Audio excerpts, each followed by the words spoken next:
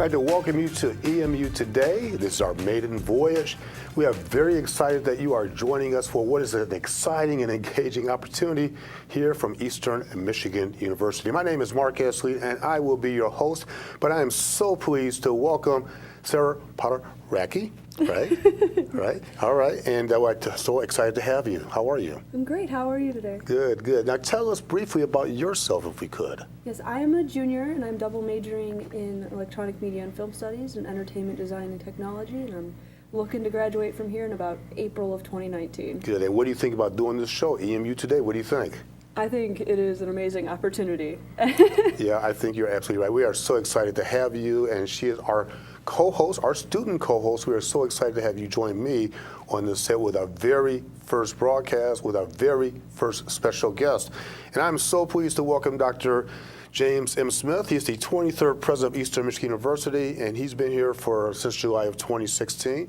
Dr. Smith, thank you for joining us. Thank you, Mark. Thanks for having me. Sarah, thank you. It's our pleasure to have you. And you have a very impressive background, a very impressive resume, if you will, for lack of a better phrase. How long have you been working in the educational field? A long time. Yeah. A long history. Probably from my days of public school teaching, over 35 years. Over 35 years. Started out as a public school teacher, became a principal, went back to do a doctorate, fell in love with undergraduate teaching, took a complete different route and went to university life, and then ultimately off to the presidency for 7 years in South Dakota, and now beginning the second year here. And you're enjoying it, I hope? I love it. Good. I love it. I had the opportunity of meeting you actually before you started here That's at Eastern correct. Michigan, probably about a month or so. It was at the Mackinac Policy Conference back in, I think it was back in May of 2016, and I had correct. you on my radio show back then, right? You're right. It was about 2 months before I began, and Don Lopnow was kind enough as interim president to ask me to join him at Mackinac, and obviously I've been since and will continue to go probably every year during the time I'm president. Well, we are so pleased to have you. There are a lot of great things happening here at EMU, and I think we want to hone in on 2 or 3 specific areas with you. And most notably, just announced, obviously, this being this semester, enrollment. Eastern Michigan just experienced its third largest first-year class in history. Talk to us about that. Well, the class is large. It's the third largest, as you said, in our history. But I think the more interesting element, large is certainly for a president important because tuition goes along with that largesse. But for me, the real interesting point is that 30% of our incoming freshmen, first time at any university, identify themselves as members of underrepresented groups. So we have a very diverse freshman class, matching the diversity of the world these young men and young women will work in. So we're excited about that. We're excited about what they will bring to campus and how they will do during this first fall semester. And as we were preparing for our discussion with you, academically is a very strong class as well. It's certainly not without notice that it is a higher ACT and higher GPA than we've had in previous years.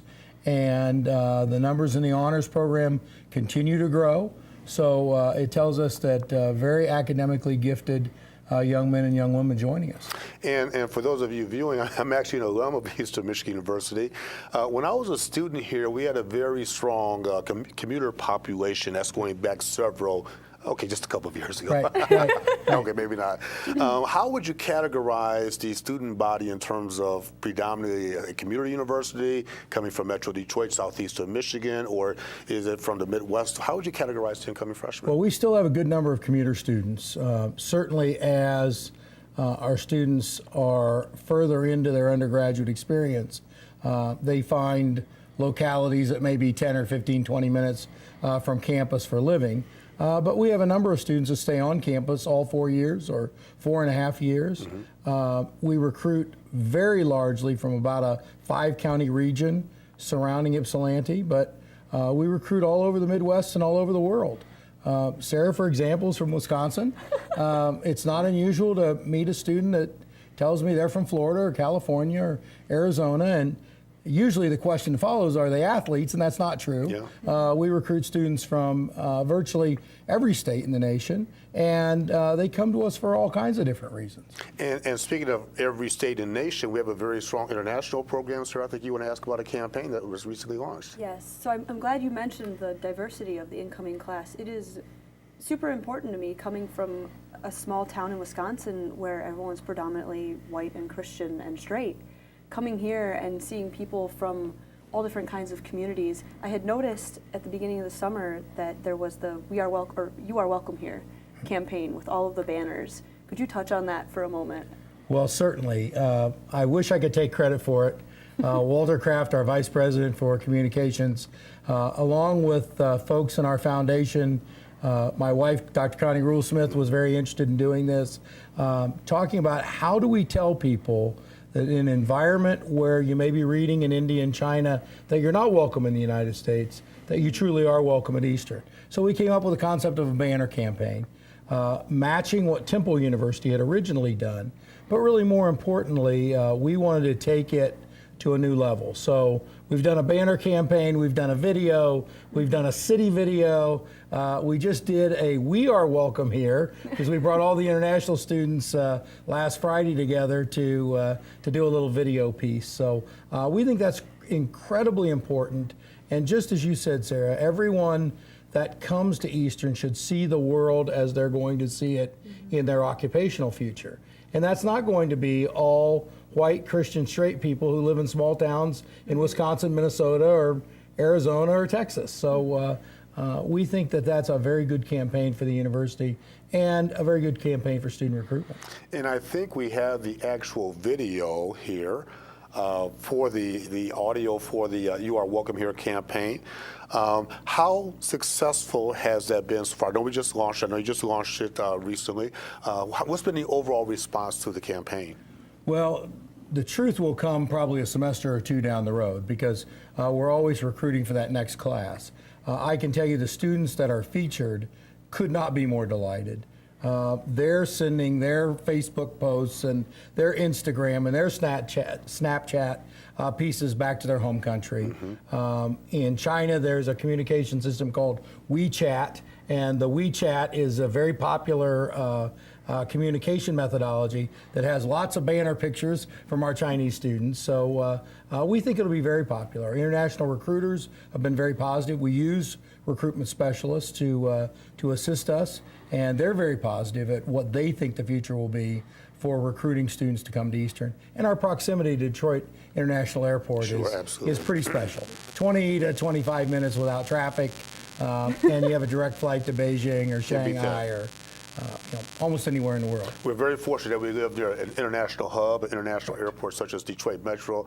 Sir, as a student on campus, and you're dealing with students every day, from your perspective, what has been the overall response and to the overall campaign that you see it from a student's perspective? What I first noticed was a lot of my international Twitter friends actually were retweeting pictures of it and talking about it a lot, and there was an overwhelming positive response from what I saw to seeing all of this this campaign going around. So certainly we're showing, the university is showing that all students are welcome here on campus and certainly have the opportunity to get the educational experience, which is what this university is about, is clearly getting the education for all of our students, or irrespective of where you're from. Absolutely, and that's you've hit the message perfectly, Mark. It's that's true for domestic students, it's true for international students, it's true for you name the slice of life, and we want you to know there's a spot here at Eastern for you.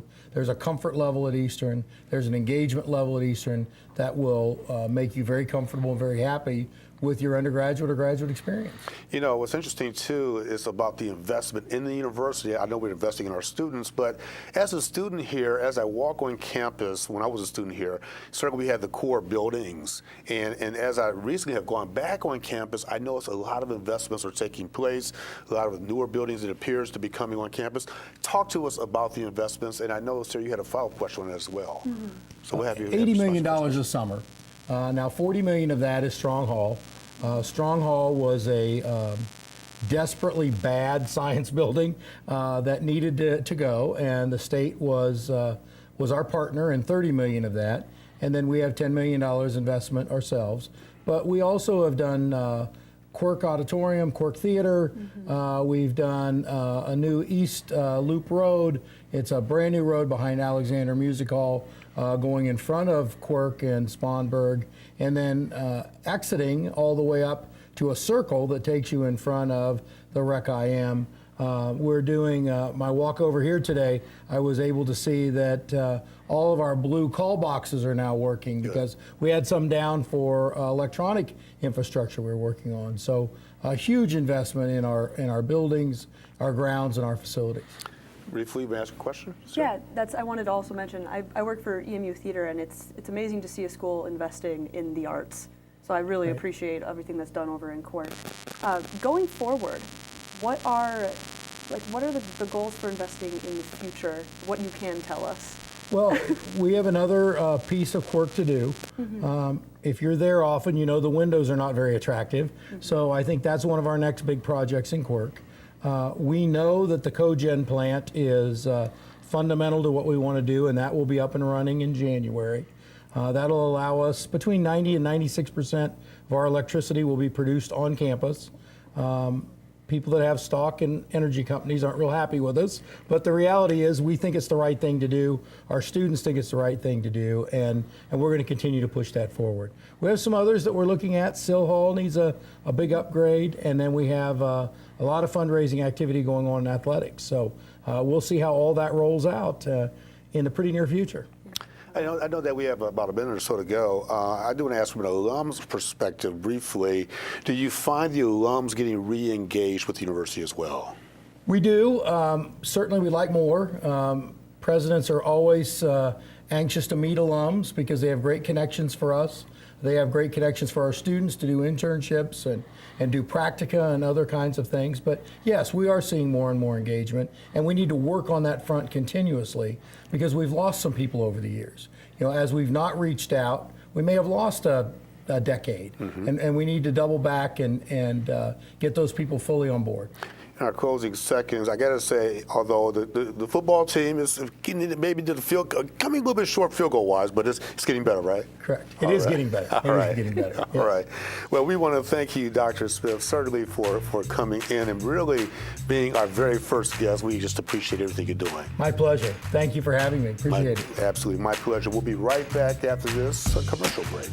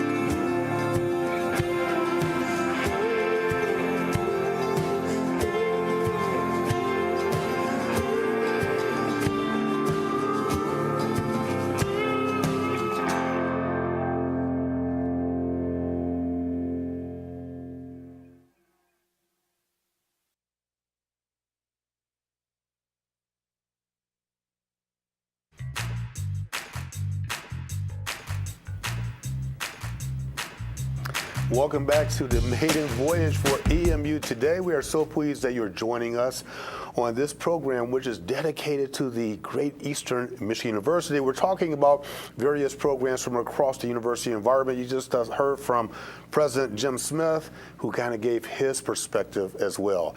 We're going to continue the conversation with Professor Bud Gibson. He's the director and professor at the Center for Digital Engagement here. He's also involved with the College of Business. And Bud, we want to thank you very much for joining us. Well, hey, thank you, Mark. It's great to be on the maiden voyage, as you point out, and talking with you folks again. I've talked with you on the radio, and certainly, Sarah, I've met you a few times. Well, Sarah, if you're tuning in for the very first time, Sarah Podaracki is our co-host, our student co-host, and you're a senior here at Eastern Michigan, is that right? Technically credits-wise, but it's my third year, so I call myself a junior. So we got you for another year? Yeah. All right. We'll keep you for another year, all right.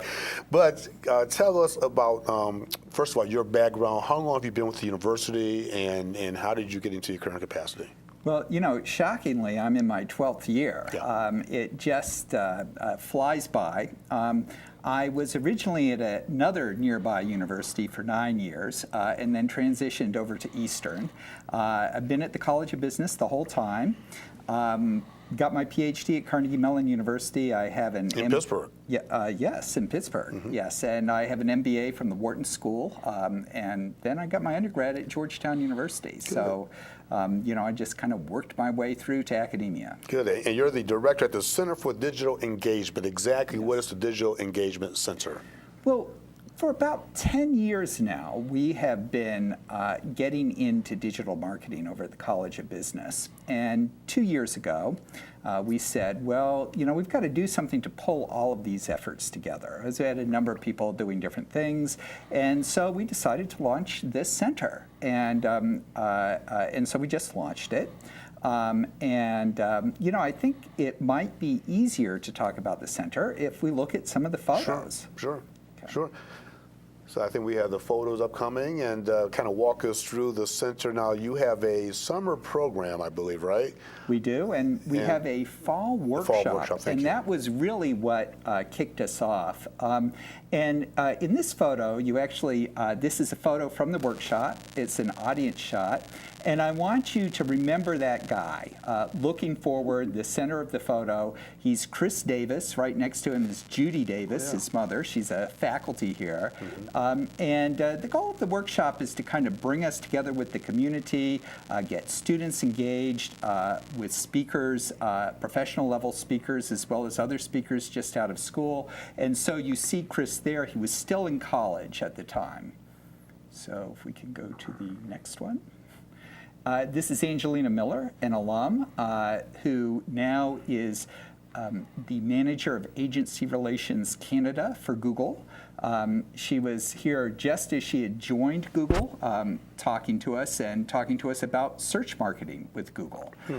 Angelina's been a really strong alum, come back several times to help students out, recommended students for positions at Google, trying to help us build that pipeline.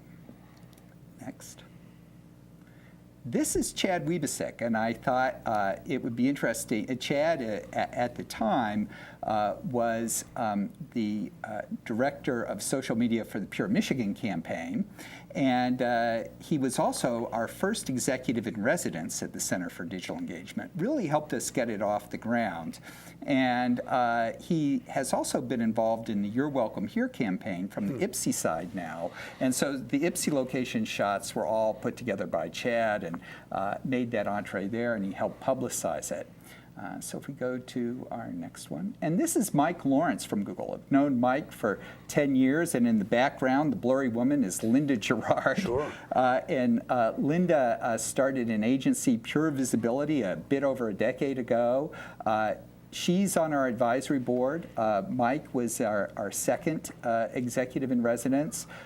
Really helped connect us up with the local community. We actually rebranded the digital marketing workshop. It had been called the search marketing workshop, and Mike was part of that effort, really helping us connect with the community. And so this is how we started off. Fall workshop classes, fall workshop to kind of publicize what we do, connect with the community. And then it was out of the fall workshop that we made the connections that led to our summer internship And let's come back to experience. that as Yeah. well. This workshop has really grown, and you just had one this past fall. Right. And it sounds like the attendance continues to increase every year. So we started in 2011, and it's looking for our most recent workshop, like we have tripled attendance since that first workshop. And we have gotten very good name brand speakers from the local community, have a lot of agencies, and also large companies in the area, small companies too, that contribute speakers. Amazing. So out of that, you said came the summer clinic workshop. Can you talk Yes. about that? Well, the summer clinic is a guided internship. So I heard the president on here a little bit earlier talking about connecting with alums and creating internship opportunities as well as practica. And so this was our effort to go in that direction. And so, as I mentioned, we've been doing this for close to a decade, built up a number of relationships in the community. And one of those relationships is with Ann Arbor Spark, which is, you should think of as the high-tech incubator in this part of the state. And I mentioned to the VP of Entrepreneurial Services at the gym that we were developing this center, and he said, well, we may have an opportunity. And so I said, gee, what? And he said, come to lunch with me. And so we went to lunch the next day, and they put in a proposal to the Michigan Economic Development Corporation to fund an internship with their incubator company. So this actually wound up first year, I think it was 12 interns. We grew to 20 in the second year. This last year we had 24, and that's pretty much our run rate for a single rendition of the clinic. And then we're looking to actually do the clinic twice, starting in the winter of 2019, so a winter session and a summer session. It's been very successful. We have gotten a wide variety of students connected up with the local high-tech community across a range of skill sets, so not just college of business students, PR students, some folks from digital media, your area of the world, as well as computer science, for that matter, and from all around the world too, although predominantly from around here in Southeast Michigan. So Sarah, from your perspective on campus, I mean, you're taking classes, the digital space is everywhere. Classes, you have online classes, you're submitting assignments, certainly online and doing other things. This has got to be a huge benefit for the students on campus, and particularly as Professor Gibbs or Bud is saying, the opportunity to get internships as well. Yes, internships can be so hard to find nowadays because there's so many, but they're offered in so many different areas, so you have to really hunt. And seeing that there are more opportunities for those coming about is amazing for students. And then more opportunities in the digital age as well. Well, and with that, we do have a couple of photos from the clinic. So perhaps if we could roll those, we could talk a little bit about what that experience is like for students. So this is actually our alumni day at the clinic. These are past clinic students. We did it just this past summer. And their topic was how to have an amazingly successful internship. All of them have gone on to careers after the clinic based on their clinic experience. So you, on the far left, you have Ashley, who now works for GM. At the time, she was doing an internship with iProspect. She's also a master's student here in the evening, so she's got a lot going on. And then remember that guy we showed at the digital marketing workshop? Well, a year later, he was a clinic student, and now he's a clinic alum, Chris Davis, works in media. And then right next to him, we have Glory Singh, who is actually an American student, but also a Canadian student, dual citizen. And then Andrew Knitz, who was in our first clinic session. They all came back. It was great. We connected them up with the students. It was a lot of fun. But it's about building that pipeline and that set of connections, and then giving people opportunities that they can build off of to go into different types of careers. So if we go to the next one. And then this is our graduation, and I just had to show this. If students do They have to get certified, they have to pass the certification exam, they have to successfully complete their internship, they have to do a number of social media posts, and we pretty much get everybody over the hump. So this is Dasha Jones shaking the hand of Bill Mayer, who was my partner in crime in getting all of this started, and then of course I'm over there on the right handing out the little diploma. So you just had like a graduation day, like we have at the end of the academic year as well, huh? Right. A lot of excitement and right, enthusiasm for right. that. Hey, what do you see? We have a couple minutes remaining. What do you see the future of the engagement center at the Center for Digital Engagement? What do you see going for the balance of this year, maybe into next year? Well, a big thing for us is actually going to be expanding the clinic to twice a year. There's a whole recruitment effort for students. There's a whole recruitment effort for companies. It's kind of a dual-sided thing. So expanding to 2 is going to be a big lift. I see us continuing on with the workshop. That's been amazingly successful, and it's really the thing that all the rest of it grew out of. We have an advisory board now with the Center for Digital Engagement.